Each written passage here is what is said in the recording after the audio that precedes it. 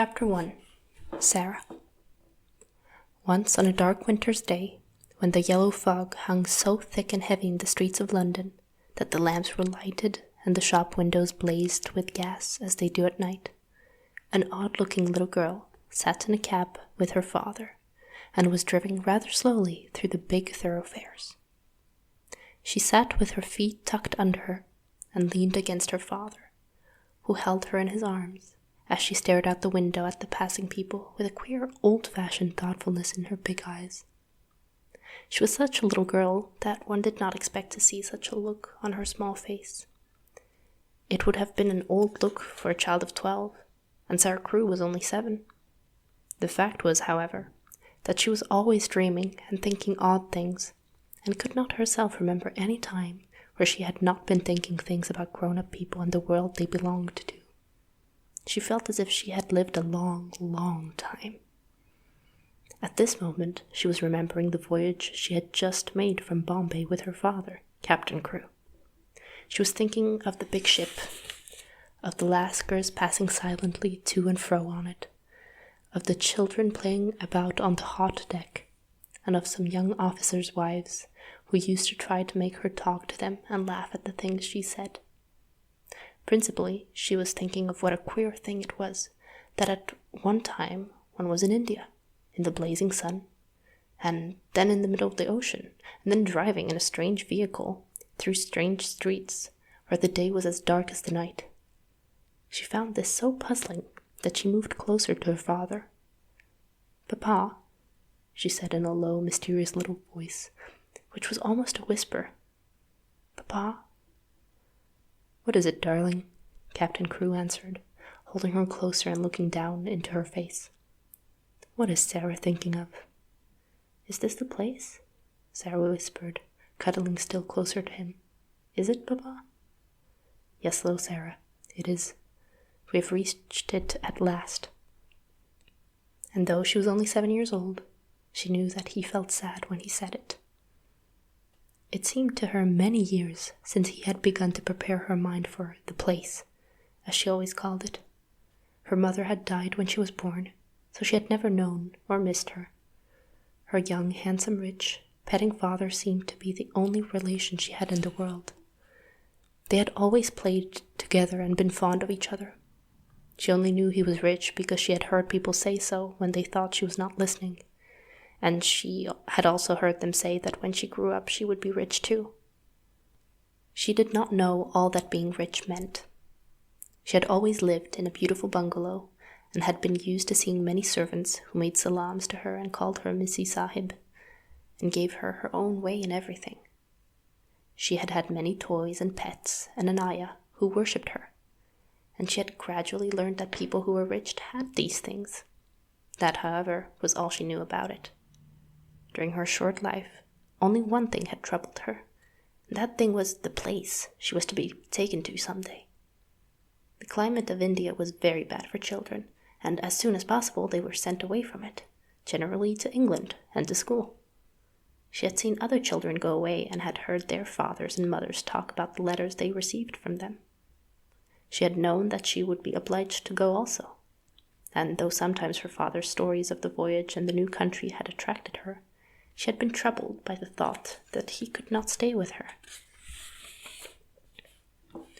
"Couldn't you go to that place with me, Papa?" she had asked when she was 5 years old. "Couldn't you go to school too? I would help you with your lessons." "But you will not have to stay for a very long time, little Sara," he had always said. "You will go to a nice house where there will be a lot of little girls, and you will play together, and I will send you plenty of books, and you will grow so fast that it will seem scarcely a year before you are big enough and clever enough to come back and take care of Papa." She had liked to think of that, to keep the house for her father, to ride with him and sit at the head of his table when he had dinner parties, to talk to him and read his books. That would be what she would like most in the world. And then, if one must go away to the place in England to attain it, she must make up her mind to go. She did not care very much for other little girls, but if she had plenty of books, she could console herself.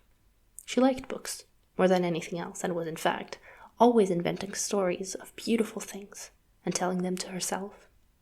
Sometimes she had told them to her father, and he had liked them as much as she did. "Well, Papa," she said softly, "if we are here, I suppose we must be resigned." He laughed at her old-fashioned speech and kissed her. He was really not at all resigned himself, though he knew he must keep that a secret. His quaint little Sara had been a great companion to him, and he felt that he should be a lonely fellow when, on his return to India, he went into the bungalow knowing he did not expect to see the small figure in its white frock come forwards to meet him. So he held her very closely in his arms as the cab rolled into the big dull square in which stood the house, which was their destination. It was a big, dull brick house, exactly like all the others in its row, but that on the front door there shone a brass plate, on which was engraved in black letters, "Miss Minchin, Select Seminary for Young Ladies." "Here we are, Sara," said Captain Crewe, making his voice sound as cheerful as possible. Then he lifted her out of the cab, and they mounted the steps and rang the bell. Sara often thought afterwards that the house was somehow exactly like Miss Minchin.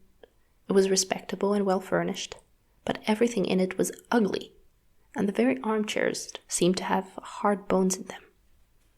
In the hall, everything was hard and polished. Even the red cheeks of the moon face of the tall clock in the corner had a severe varnished look. The drawing room into which they were ushered was covered by a carpet with a square pattern upon it. The chairs were square, and a heavy marble timepiece stood upon the heavy marbled mantel. As she sat down in one of the stiff mahogany chairs, Sara cast one of her quick looks about her. "I don't like it, Papa," she said. "But then I dare say soldiers, even brave ones, don't really like going into battle." Captain Crewe laughed outright at this. He was young and full of fun, and he never tired of hearing Sara's queer speeches. "Oh, little Sara," he said, "what shall I do when I have no one to say solemn things to me? No one else is quite as solemn as you are." "But why do solemn things make you laugh so?" inquired Sara. "Because you are such fun when you say them," he answered, laughing still more. And then suddenly he swept her into his arms and kissed her very hard, stopped laughing all at once, and looked almost as if tears had come into his eyes. It was just then that Miss Minchin entered the room. She was very like her house, Sara felt, tall and dull and respectable and ugly. She had large, cold, fishy eyes, and a large, cold, fishy smile. It spread itself into a very large smile when she saw Sara and Captain Crewe. She had heard a great many desirable things of the young soldier from the lady who had recommended her school to him. Among other things, she had heard that he was a rich father who was willing to spend a great deal of money on his little daughter. "It will be a great privilege to have charge of such a beautiful and promising child, Captain Crewe," she said, taking Sara's hand and stroking it. "Lady Meredith has told me of her unusual cleverness. A clever child is a great treasure in an establishment like mine." Sara stood quietly, with her eyes fixed upon Miss Minchin's face. She was thinking something odd, as usual. "Why does she say I'm a beautiful child?" she was thinking. "I'm not beautiful at all. Colonel Grange's little girl, Isabel, is beautiful. She has dimples and rose-colored cheeks, and long hair the color of gold. I have short black hair and green eyes, besides which I am a thin child, and not fair in the least. I am of the ugliest children I ever saw. She's beginning by telling a story." She was mistaken, however, in thinking she was an ugly child. She was not in the least like Isabel Grange, who had been the beauty of the regiment, but she had an odd charm of her own. She was a slim, supple creature, rather tall for her age, and had an intense, attractive little face. Her hair was heavy and quite black, and only curled at the tips. Her eyes were greenish-gray, it is true, but they were big, wonderful eyes with long black lashes, and though she herself did not like the color of them, many other people did. Still, she was very firm in her belief that she was an ugly little girl, and she was not at all elated by Miss Minchin's flattery. I should be telling a story if I said she was beautiful, she thought. And I should know I was telling a story. I believe I'm as ugly as she is, in my way. What did she say that for? After she had known Miss Minchin longer, she learned why she said it. She discovered that she said the same thing to each papa and mamma who brought a child to her school. Sara stood near her father and listened while he and Miss Minchin talked. She had been brought to the seminary because Lady Meredith's 2 little girls had been educated there, and Captain Crewe had a great respect for Lady Meredith's experience. Sara was to be what was known as a parlour boarder, and she was to enjoy even greater privileges than parlour boarders usually did. She was to have a pretty bedroom and sitting room of her own. She was to have a pony and a carriage, and a maid to take the place of the ayah who had been her nurse in India. I'm not in the least anxious about her education, Captain Crewe said, with his gay laugh, as he held Sara's hand and patted it. The difficulty will be to keep her from learning too fast and too much. She's always sitting with her little nose burrowing into books. She doesn't read them, Miss Minchin. She gobbles them up, as if she were a little wolf instead of a little girl. She's always starving for new books to gobble, and she wants grown-up books, great big fat ones, French and German as well as English, history and biography and poets, and all sorts of things. Drag her away from her books when she reads too much. Make her ride her pony in the Row, or go out and buy a new doll. She ought to play more with dolls. Papa, said Sara, you see, if I went out and bought a new doll every few days, I should have more than I could be fond of. Dolls ought to be intimate friends. Emily is going to be my intimate friend. Captain Crewe looked at Miss Minchin, and Miss Minchin looked at Captain Crewe. Who is Emily? She inquired. Tell her, Sara, Captain Crewe said, smiling. Sara's green-grey eyes looked very solemn and quite soft as she answered. She's a doll I haven't got yet, she said. She's a doll Papa is going to buy for me. We're going out together to find her. I have called her Emily. She's going to be my friend when Papa is gone. I want her to talk to about him. Miss Minchin's large, fishy smile became very flattering indeed. What an original child, she said. What a darling little creature. Yes, said Captain Crewe, drawing Sara close. She is a darling little creature. Take great care of her for me, Miss Minchin. Sara stayed with her father at his hotel for several days. In fact, she remained with him until he sailed away again to India. They went out and visited many big shops together, and bought a great many things. They bought, indeed, a great many more things than Sara needed. But Captain Crewe was a rash, innocent young man, and wanted his little girl to have everything she admired and everything he admired himself. So between them they collected a wardrobe much too grand for a child of 7. There were velvet dresses trimmed with costly furs, and lace dresses, and embroidered ones, and hats with great soft ostrich feathers, and ermine coats and muffs, and boxes of tiny gloves and handkerchiefs and silk stockings in such abundant supplies that the polite young women behind the counters whispered to each other that the odd little girl with the big solemn eyes must be at least some foreign princess, perhaps the little daughter of an Indian Rajah. And at last they found Emily. But they went to a number of toy shops and looked at a great many dolls before they finally discovered her. I want her to look as if she wasn't a doll, really, Sara said. I want her to look as if she listens when I talk to her. The trouble with dolls, Papa, and she put her head on one side and reflected as she said it, the trouble with dolls is that they never seem to hear. So they looked at big ones and little ones, at dolls with black eyes and dolls with blue, at dolls with brown curls and dolls with golden braids, dolls dressed and dolls undressed. You see, Sara said, when they were examining one who had no clothes, if, when I find her, she has no frocks, we can take her to a dressmaker and have her things made to fit. They will fit better if they are tried on. After a number of disappointments, they decided to walk and look in at the shop windows and let the cab follow them. They had passed 2 or 3 places without even going in, when, as they were approaching a shop which was really not a very large one, Sara suddenly started and clutched her father's arm. "Oh, Papa!" she cried. "There is Emily!" A flush had risen to her face, and there was an expression in her green-grey eyes as if she had just recognized someone she was intimate with and fond of. "She is actually waiting for us," she said. "Let us go in to her." "Dear me," said Captain Crewe, "I feel as if we ought to have someone introduce us." "You must introduce me, and I will introduce you," said Sara. "But I knew her the minute I saw her, so perhaps she knew me too." Perhaps she had known her. She had certainly a very intelligent expression in her eyes when Sara took her in her arms. She was a large doll, but not too large to carry about easily. She had naturally curling golden brown hair, which hung like a mantle about her, and her eyes were deep, clear, grey blue, with soft, thick eyelashes, which were real eyelashes and not mere painted lines. "Of course," said Sara, looking into her face as she held her on her knee. "Of course, Papa, this is Emily." So Emily was bought and actually taken to a children's outfitter's shop and measured for a wardrobe as grand as Sara's own.